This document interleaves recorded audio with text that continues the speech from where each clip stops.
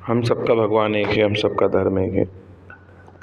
अब ये सवाल ये आता है कि ईश्वर का परिचय हम जान रहे थे कि ईश्वर संसार में जो भगवान है, संसार को बनाने वाला जो असली भगवान है, क्या वो इस संसार में हमें दुनिया में हमें दिखाई देता है? क्या उसने अपना रूप हमें दिखाया है या नहीं दिखाया? अब ये बात हमें कैसे पता चलेगी? अब ये बात हमें पता चलेंगी हमारे धर्म शास्त्रों से, भगवत गीता, बाइबल, कुरान से हमको ये बात सही बात पता चलेंगी।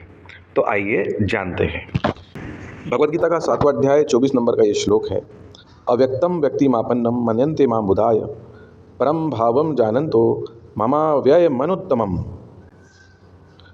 अर्थात बुद्धिहीन पुरुष मेरे अनुत्तम अविनाशी परम भाव को न जानते हुए मन इंद्रियों से परे मुझ सच्चिदानंद घन परमात्मा यानी ईश्वर को मनुष्य की भांति जन्म कर व्यक्ति भाव को प्राप्त हुआ मानते हैं। कौन मानते हैं? बुद्धिहीन पुरुष। अब बुद्धिहीन पुरुष, अब इस बात को और अच्छे से डिटेल में समझिए, एक एक शब्द को पकड़िए। बुद्धिहीन पुरुष यानी बुद्धिहीन, जिसको अकल नहीं है, ये बुद्धिहीन उसको कहा गया है। मेरे अनुत्तम अविनाशी परम भाव को न जानते हुए, मेरे अनुत्तम अविनाशी यानी वो उसका नाश नहीं होने वाला, अनुत्तम यानी उससे उत्तम कुछ भी नहीं है, अविनाशी यानी वो उसका नाश नहीं होता इसलिए वो अविनाशी है। परम भाव को न जानते हुए मन इंद्रियों से परे, मन जैसे आपका मन है, मन उसकी कल्पना नहीं कर सकता, यहाँ ये बात है। इंद्रिया, इंद्रिया क्या है? 5 इंद्रिया है मनुष्य को। आँखों से वो ईश्वर जो है आपको आँखों से दिखता नहीं, आप उसको कानों से उसकी आवाज़ सुन नहीं सकते, आप हाथ से उसको छू नहीं सकते, स्पर्श नहीं कर सकते, आप उसको जीभ से टेस्ट नहीं ले सकते उसका कि वो कैसा है। उसी तरह से आप उसको सूंघ नहीं सकते कि उसका स्मेल कैसा है, उसकी जो सुगंध है, गंध है, वो कैसी है। इस तरह से ये 5 इंद्रियों से आप उसका, ईश्वर का पता नहीं लगा सकते। और मन, छठा मंत्र है, मन है, मन से आप उस भगवान का, उस ईश्वर का कल्पना नहीं कर सकते। तो ये क्या कहा गया है यहाँ पे?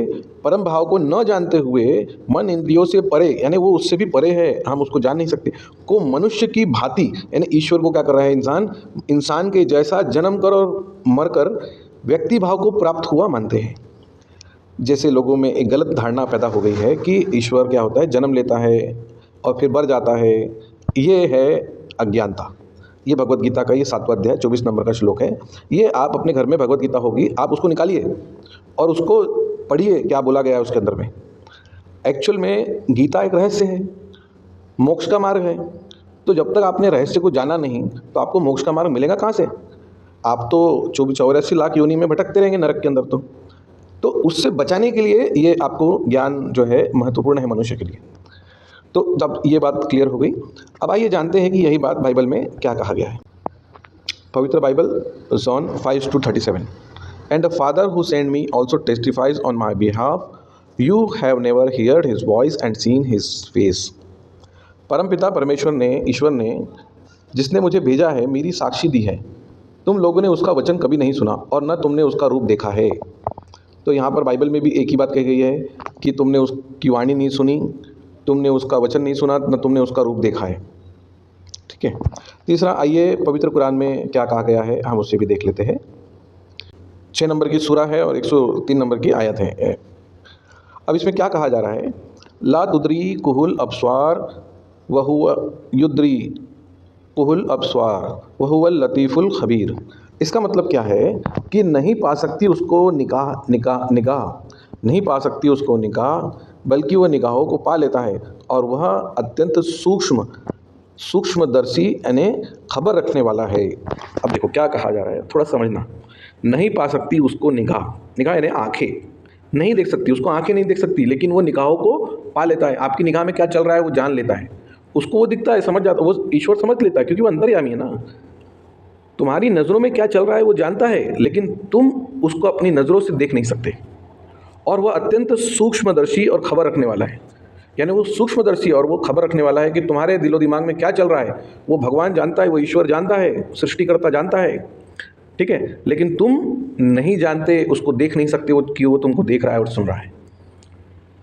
ठीक है। लेकिन हाँ, ज्ञान होने के बाद में आप उसको समझ जाओगे कि वो ईश्वर आपको देखता है, जानता है, लेकिन आप उसको देख नहीं सकते।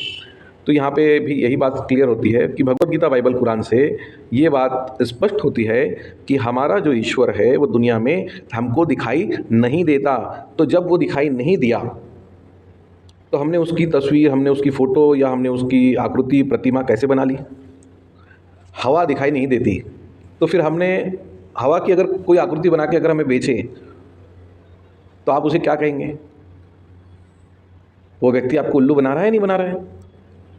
तो भले ही वो आपको उल्लू बना रहा है, लेकिन आपको उसका परिणाम तो जान लीजिए। तो लेकिन इसी तरह से जब भगवान दिखाई नहीं दिया, उसका आपको फ़ोटो बनाकर या प्रतिमा बनाकर आपको बेची जाती है, तो ये क्या हुआ? ये कर्म कांड है। इसको बोलते हैं कर्म का कांड होना। में बात करेंगे। पहले अब ये समझ लीजिए कि ये बताना क्यों आवश्यक है। इसलिए आवश्यक है क्योंकि जब आप भगवान को वैसा जानते हैं जैसा उसको जानना चाहिए, उसके ज्ञान से उसको आप जान सकते हैं। ज्ञान ज्ञेयम ज्ञानगम्यम हृदय सर्वष्ठितम। तो ज्ञान से जब आप उसको ज्ञान को प्राप्त करेंगे तभी आपको मोक्ष के आप अधिकारी बनेंगे। अभी आपने ज्ञान ही नहीं पाया है, उसका जाना ही नहीं भगवान को, ईश्वर को, तो आप मोक्ष के अधिकारी कैसे हो गए? आप पहली सीढ़ी चढ़े बगैर तीसरी सीढ़ी में कैसे जा सकते हैं?